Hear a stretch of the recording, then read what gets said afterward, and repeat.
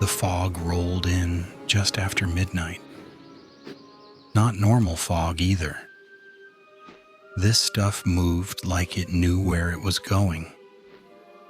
I first noticed it from the cab of my truck while driving Route 9 through northern New Hampshire. 1 second the road was clear. The next, the trees ahead vanished behind a wall of gray so thick it looked solid. I should have turned around. That's the thing I keep replaying. Not the screaming, not the faces, not what I found inside the town. Just that moment. Because I could have turned around. But I didn't. I had been driving for almost 6 hours already, hauling old restaurant equipment from Concord towards a resort town near the Vermont border. It was one of those miserable freelance jobs you take when rent's due, and your bank account starts feeling like a countdown timer. The GPS had me cut through a back route to save time. Bad idea number 1. The fog swallowed the truck so completely I couldn't even see the hood anymore. High beams only made it worse. The light bounced back at me like dirty water. I slowed to maybe 15 miles an hour. That's when the radio started acting strange. Not static exactly. Voices, very faint. At first I thought I was picking up another station, maybe overlapping frequencies. But the more I listened, the more wrong it sounded. People whispering, crying, and underneath it all, a man calmly repeating the same sentence over and over. Please remain indoors. Then silence. Then, please remain indoors. I reached for the dial. The second my fingers touched it, something ran across the road in front of the truck. I slammed the brakes. The truck fishtailed sideways, tires screeching against wet pavement. I stopped maybe 5 feet from the guardrail. Heart hammering.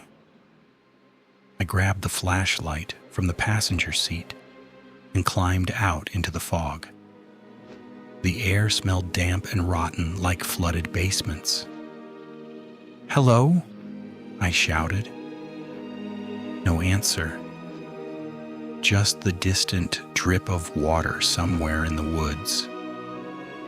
I swept the flashlight across the road. Nothing there, no animal, no person. Then the beam landed on a sign half hidden behind vines. Welcome to Blackwater. Population 312. Underneath that, someone had spray painted a message in red. Do not let them see you? I stared at it for a long moment. My first thought was teenagers. My second thought was meth. Either way, I wanted out. I climbed back into the truck and tried to restart it. Nothing. The engine turned once, twice, dead. I swore under my breath and checked my phone. No signal, of course. That's when I noticed something else. The fog was quieter now. Too quiet. No insects, no wind, no distant traffic. It felt like the entire world had stopped breathing. Then I saw the lights. The town sat maybe half a mile ahead through the trees. Dim yellow glows flickered behind the fog. I remember debating with myself. Stay in the truck? Or walk to town and call for help?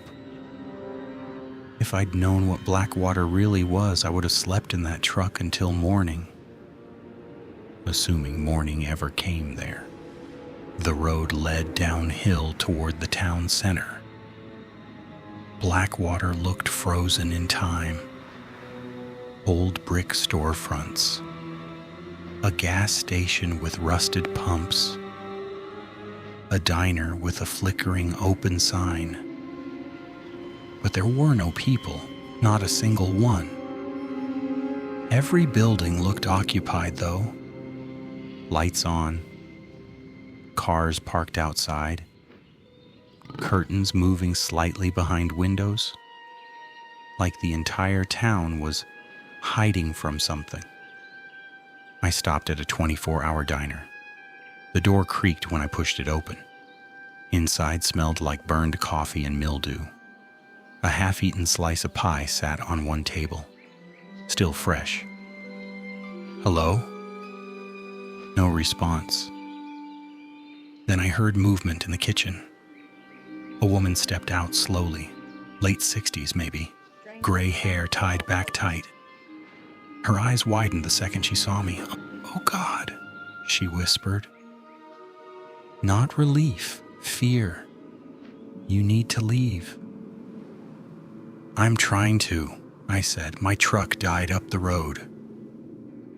She hurried to the windows and pulled the blinds shut. "You shouldn't be here after dark." "Lady, I just need a phone." "You don't understand." She kept glancing toward the street. Then she asked something that made my stomach tighten. "Did they follow you?" And then you made me do "Who?" because you moved the shit around. She didn't answer. Instead, she grabbed my arm hard enough to hurt. "Listen carefully. If you hear knocking tonight, do not answer it." I laughed nervously. She didn't. Outside, somewhere deep in the fog, something knocked. 3 slow taps. Not on the diner door, farther away. Another building, then another. Knock and knock, knock. Moving through town. The woman went pale. "They're early." I finally pulled my arm away. "Okay, what the hell is going on here?" She looked toward the ceiling like she was deciding whether to tell me. Then the power flickered. The lights dimmed blood red for half a second, and every sound outside stopped. No knocking. Nothing. The woman whispered, "Don't let them see your face." Then all the lights went out. Complete darkness. A second later, something pressed against the diner window. I heard glass creak. Not a person, too tall. Its silhouette stretched almost to the top of the window frame. Thin. Wrong. Like someone pulled a human body apart and forgot to stop. I backed away instinctively. The woman covered her mouth to stop herself from screaming. Outside, the thing tilted its head and smiled. Not a normal smile. Too wide. The kind a child draws before they understand anatomy. Then it tapped the glass gently with one long finger. Tap, tap, tap. I think part of me still believed this had to be a prank. Until the thing spoke. Not through the glass. Inside my head. "We saw you." The diner freezer door suddenly slammed open in the kitchen. The woman grabbed my wrist and dragged me toward it. "Move!" We stumbled into the freezer just as the front windows exploded inward. Glass shattered across the diner. I heard tables overturning. Heavy footsteps scraping across tile. The woman locked the freezer door and turned off the flashlight. Darkness swallowed us. I could hear my own breathing and something else outside, sniffing, slowly circling. The woman leaned close to my ear. "They hunt by attention," she whispered. What does that even mean? Thinking about them helps them find you. That sentence made absolutely no sense. And yet, the second she said it, I became aware of something horrifying. The thing outside felt closer when I focused on it, like my fear was feeding it directions. The footsteps stopped outside the freezer. Then came the voice again. Inside my head. "Open the door." I squeezed my eyes shut. "Open the door." The handle rattled violently. The woman beside me started quietly crying. "Please," the voice whispered now. "We're cold." Then another voice joined it, then another. Dozens, different ages, different tones, all pleading, all directly inside my skull. "Let us in." The freezer door bulged inward slightly. I thought the hinges would snap. Then suddenly, silence. The pressure vanished. No footsteps. Nothing. We waited there for what felt like hours. Finally, the woman unlocked the door carefully. The diner was destroyed. Tables overturned. Glass everywhere. But whatever came inside was gone. "What are they?" I asked. She stared toward the fog outside. They weren't always like this. And then she told me the story. 30 years earlier, Blackwater had a mine collapse just outside town. 27 workers trapped underground. Rescue crews searched for days. No survivors found. But weeks later, people started seeing the miners walking through town at night. At first they looked normal, then less normal, then not human at all. People began disappearing. Anyone who looked directly at them too long changed afterward, started hearing voices, dreaming about the mine. Eventually, the town realized something terrible. The miners weren't dead. Not completely. Something down there had found them first. "And now?" I asked quietly. She looked at me with exhausted eyes. "Now they wait for people to notice them." Outside, the fog thickened against the windows. I wanted to leave immediately, but the woman refused. "You can't survive the roads at night." "So what, I just stay here? If you're lucky." That answer sat in my stomach like ice. Then we heard screaming outside. A man. Close. We ran to the shattered diner windows. Across the street, someone stumbled through the fog toward us, a deputy sheriff. Blood soaked his sleeve. "They got into the house," he gasped. Behind him, shapes moved in the fog. Tall silhouettes, watching. The deputy saw them too and started crying. Not from pain, pure terror. They keep wearing her face, he whispered. Then something grabbed him from the fog. Not fast, almost gentle. He disappeared screaming into the gray.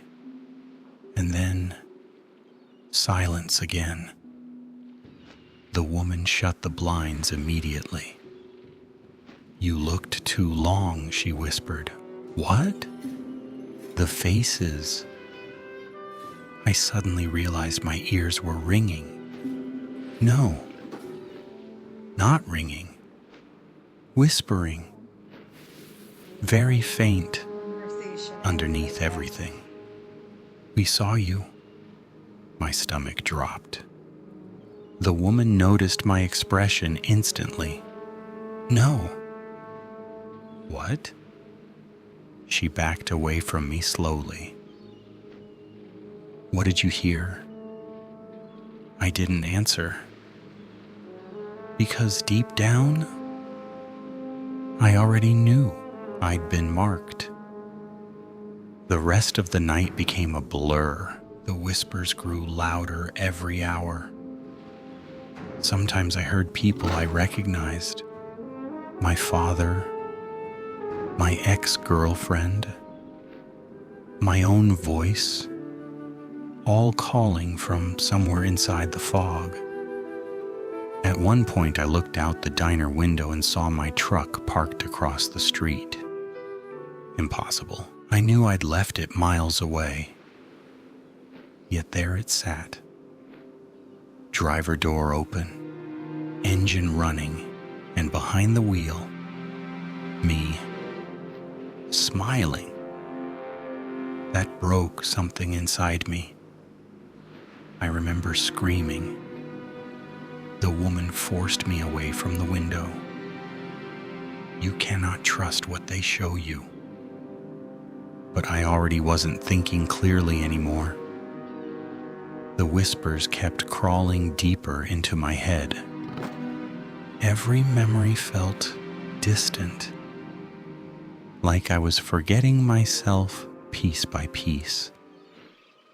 Then came the knocking, right at the diner door. 3 slow knocks. The woman froze. Neither of us moved. Then a familiar voice spoke softly outside. Ethan. My blood turned cold. It was my mother's voice. My mother died 8 years ago. Ethan, sweetheart, please open the door. Tears instantly filled my eyes. Every logical part of me knew it wasn't real. But grief doesn't care about logic. The voice sounded perfect. Warm. Gentle. Exactly the same. You left me alone, it whispered. The woman grabbed my arm. Don't! Another knock. I miss you. I started toward the door before I even realized it. The woman physically pulled me back. You open that door and you're gone. Outside, my mother's voice began crying softly. Then came dozens of voices with hers. All pleading, all familiar. Everyone I'd ever lost. I broke. I screamed at them to shut up, and instantly, the crying stopped. Complete silence outside. Then something massive slammed against the diner wall hard enough to shake the building. The lights exploded overhead. The woman shouted, "Run!" We bolted through the kitchen and out the back entrance into the fog. Worst decision of my life. The town looked different outside now. Longer somehow. Wrong. Streets bending where they shouldn't. Buildings stretched unnaturally tall. The fog moved around us like living things. Behind us came scraping footsteps. Dozens. I could sense them smiling. We ran blindly between buildings until the woman suddenly stopped. Ahead stood the mine entrance. A massive black opening in the mountainside. And surrounding it, people. Or things pretending to be people. Hundreds of them. Standing perfectly still in the fog. Watching us. Every face smiling too wide. The woman whispered one final thing to me. Don't let them make you look down there. But it was already too late. Because from deep inside the mine, I heard my own voice calling for help. And against every instinct, I looked. The darkness inside the mine moved. Not metaphorically. The darkness itself shifted like something enormous was breathing underground. Then thousands of eyes opened at once. I don't remember much after that. Only flashes. Screaming. Cold hands. Voices digging through my memories. When I woke up, I was back in my truck. Morning sunlight, clear skies, the road empty behind me. No fog, no town, just woods. My truck started instantly. I drove for 3 straight hours before stopping. And that should have been the end. Except sometimes at night, I still hear knocking. 3 slow taps. And mirrors have become a problem. Because every once in a while, my reflection smiles before I do. And last week, I was driving home after work when the radio crackled to life on its own. A calm male voice whispered, "Please remain indoors." Then another voice followed. My own. "We saw you." If this one got under your skin, there are more waiting. Subscribe to the leather-bound grimoire